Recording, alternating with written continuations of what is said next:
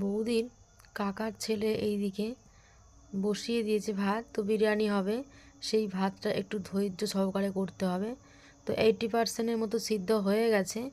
তো দেখে নিচ্ছি পরিমাণটা কীরকম হয়েছে আর কি। তো হয়ে গেছে, ফ্যান ঝাড়াতে দেওয়া হয়ে গেছে। এরপর বসিয়ে দিয়েছে কড়া। কড়াটা কিন্তু বেশ বড়, তার মানে লোকের পরিমাণও হয়তো অনেক বেশি হতে পারে। তো এখন ভেজে নেওয়া হবে চিকেন পকোড়া। তো চিকেন, পেঁয়াজ, কাঁচা লঙ্কা, বেসনকে একসঙ্গে ম্যারিনেশন করে রাখা আছে। এরপর কড়াইতে পর্যাপ্ত পরিমাণে সাদা তেল অ্যাড করা হচ্ছে। একটা একটা করে চিকেনগুলো দিয়ে দেওয়া হবে তেলের মধ্যে। ভাতটা ফ্যান ঝরানো হয়ে গেছে, আপনাদেরকে দেখিয়ে দিলাম। আর বিরিয়ানির জন্য লেগ পিসগুলো ম্যারিনেট করে রাখা আছে। এরপর কিন্তু একটা একটা করে চিকেনগুলো দিয়ে দেওয়া হচ্ছে গরম তেলের মধ্যে।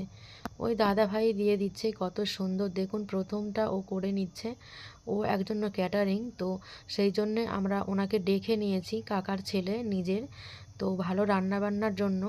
তো যদি আমাদের দরকার হয় যখন, তখন ওই দাদা ভাইকে ডেকে নিই, উনি আমাদের ক্যাটারার কাজটা করে। তো যাই হোক, চিকেনগুলো দেওয়া হয়ে গেছে। এবার উল্টে পাল্টে ভিজে তুলে নেওয়া হবে।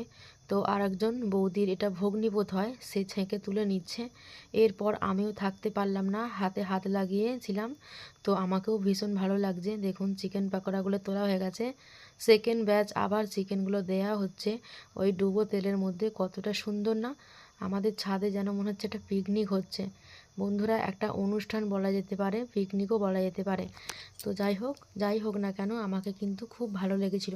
সত্যি বলতে কি, আজকে এই ব্লগটা করি বলে কিন্তু আমি এত কিছু আপনাদের সঙ্গে তুলে ধরার চেষ্টা করছি, নইলে কিন্তু তুলে ধরতে পারতাম না যদি আমি না ব্লগ করতাম। তাই চিকেনগুলোকে ভেজে তুলে নেওয়া হয়ে গেছে। এরপর আমি এগুলোকে, দু চারটে থাকবে, আমিও ভেজে ওগুলোকে তুলে নেব। দু একটা ব্যাচ করব। তারপরে অন্যান্য কাজগুলো আছে, যেহেতু লোকের পরিমাণ অনেক, চাপ আছে। তো সেই কারণে হাতে হাত মিলিয়ে সবাই সহযোগিতা করছি আজকের এই অনুষ্ঠানে। তো দেখুন কতটা সুন্দর ক্রিসপি আর মুচমুচে হয়েছে, গরম গরম কিন্তু চা বা কফির সঙ্গে কিন্তু একদম জমে যায় এই পকোড়া। তো উল্টে পাল্টে তেলের মধ্যে দেওয়া হচ্ছে, গরম গরম ডুবো তেলে, কিন্তু উল্টে পাল্টে দিতে হবে।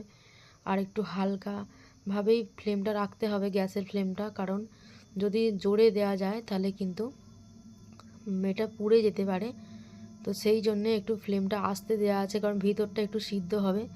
তারপরে আমিও হাতে হাত মিলিয়ে চলে এসেছি। ক্যামেরায় ছিল অন্যজন, তো আমার হাজব্যান্ড ছিল ক্যামেরায় এই সময়তে মনে হচ্ছে।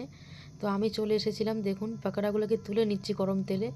এগুলো কিন্তু দুটো তিনটে ব্যাচের পকোড়া একসঙ্গে কিন্তু তুলে নেওয়ার পর আবার কিন্তু তেলের মধ্যে আমি আবার ঢেলে দিব। ওটা কিন্তু লাস্ট ফাইনাল একদম ব্যাচ ভেজে মুচমুচে করে তুলে নেওয়া হবে। আমিও কিন্তু এই পদ্ধতিটা ওই দাদার থেকেই শিখলাম, এটা আমি জানতাম না।